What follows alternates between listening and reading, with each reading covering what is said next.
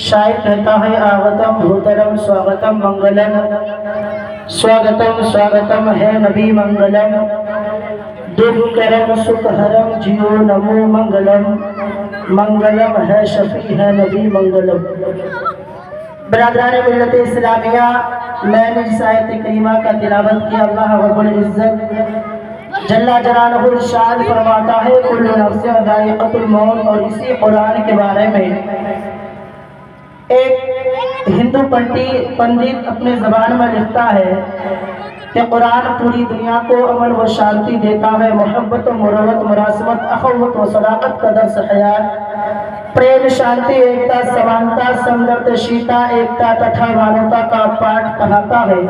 پوتر قرآن سماج کو توڑتا نہیں بلکہ ٹوٹے ہوئے سماج کو پریم سے جوڑتا ہے، پریم کا پرچار کرتا ہے، اگیانتا کو مٹاتا ہے، گیان کا دیپ جلاتا ہے، گویا قرآن مجید سرب کلیان کاری ہے۔ برادران ملت اسلامیہ، 11 بجے سے لے کر ابھی تک 1 بج کے کچھ منٹ ہو چکے ہیں، اور آپ حضرات ہمت بنا کر ابھی تک اس محفل پاک میں بیٹھے ہوئے ہیں۔ اللہ کا لاکھ لاکھ شکر و احسان ہے کہ ہم تمامی حضرات ابھی تک یہاں پہ بیٹھے ہوئے ہیں، نہیں تو دن کے محفل میں بہت لوگ ادھر سے ادھر چلے جاتے ہیں۔ یہ محفل پاک صاحب خانہ نے ایصال ثواب کے غرض سے سجایا اور رچایا ہے، اور ہم تمامی حضرات اس لیے آئے ہیں کہ ہم یہاں بیٹھ کر اللہ اور اس کے رسول کا ذکر کر کے ایصال ثواب کریں اس مرحومہ مغفورہ کو،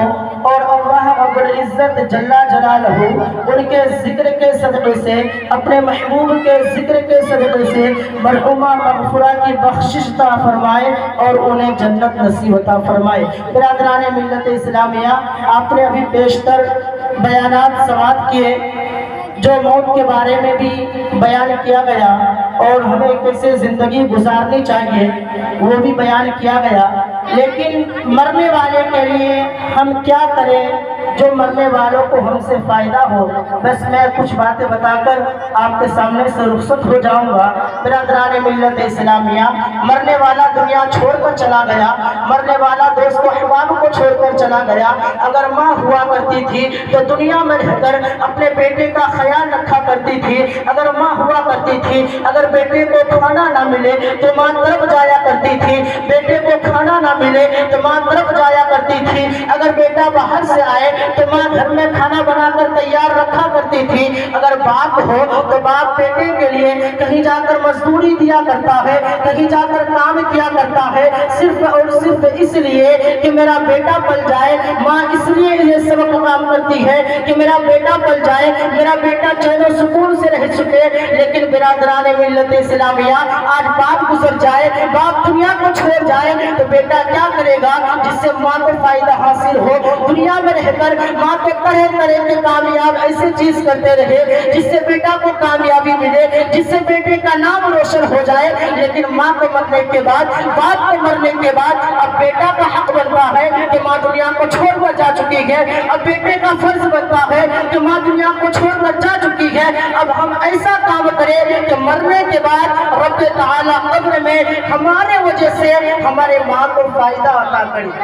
ہمیں چاہیے کہ ہمارے وجہ سے اللہ تبارک و تعالیٰ قبر کے اندر مری ہوئی ماں کو، جو قبر کے اندر ہے، جو اب بول نہیں سکتی ہے، جن کی آواز ہمارے کانوں کو تک چھو نہیں سکتی ہے، جو بولے تو ہمیں سنائی نہیں دے سکتا ہے۔ برادران ملت اسلامیہ، اب بیٹا کیا کرے گا؟ باپ تو مر گیا، ماں تو مر گئی، دنیا کو چھوڑ کر جا چکی ہے، اب وہ افسوس کے سوا کچھ نہیں کر سکتا ہے۔ نبی کے بارگاہ میں چلو، نبی سے پوچھو، اے نبی کریم صلی اللہ تعالیٰ علیہ وسلم، جب میں دنیا میں موجود تھی ماں میرے لیے کھانا بنایا کرتی تھی، اے میرے آقا جب میں دنیا میں موجود تھی، جب میں دنیا میں موجود تھا، باپ میرے لیے کاندھوں پہ سریا اٹھایا کرتا تھا، باپ میرے لیے دوسروں کے گھر پہ مزدوری کیا کرتا تھا۔ اے میرے آقا آپ ہی بتا دیجئے، اب دنیا میں باپ موجود رہی ہے، اے میرے آقا اب آپ ہی بتا دیجئے، میری ماں دنیا کو چھوڑ کر جا چکی ہے، کیا کوئی ایسا راستہ ہے، کیا کوئی ایسا راستہ بنایا گیا رہتا ہے کہ مرنے کے بعد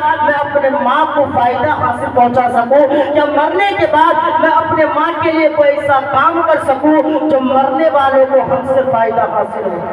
آقا فرماتے ہیں، اور یہ واقعہ حدیث پاک بھی ہے، حضرت سعد جاتے ہیں اور کہتے ہیں یا رسول اللہ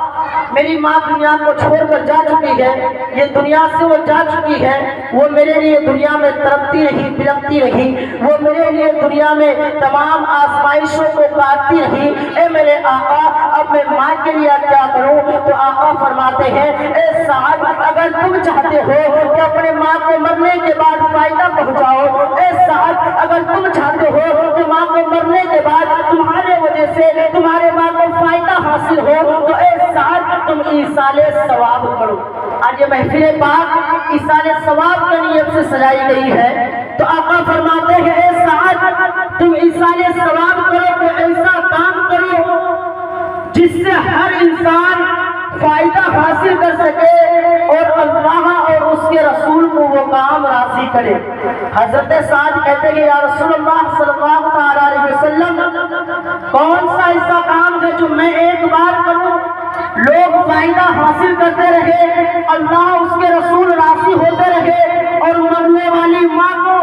قبر کے اندر اللہ تبارک و تعالیٰ اس کام کے صدقے سے ثواب عطا کرے، اجر عطا کرے، اسے جنت نصیب عطا فرمائے۔ آقا فرماتے ہیں اے سعد تمہارے گھر کے قریب میں ایک راستہ گزرتا ہے جس سے مسافر لوگ سفر کیا کرتے ہیں، اے سعد اس مسافر خانے میں اس مسافر جس راستے میں چلا کرتے ہیں تم ایک کام کرو، ایک کنواں تیار کر دو، وہاں پہ پانی کا چشمہ جاری کر دو، جب جب مسافر پانی پیا کرے گا مسافر کے صدقے سے اللہ کو یہ کام اتنا پسند آتا ہے کہ مسافر دنیا میں رہ کر اس کنویں سے پانی پیے گا اور قبر کے اندر اللہ تبارک و تعالیٰ اس کا اجر عطا کرے گا۔